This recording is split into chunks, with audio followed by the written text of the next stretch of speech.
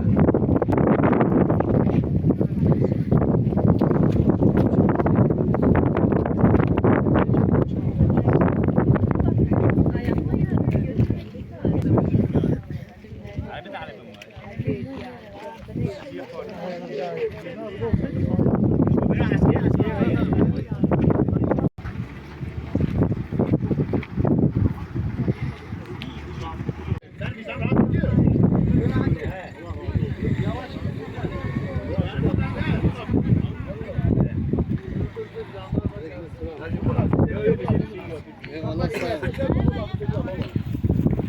Tamam.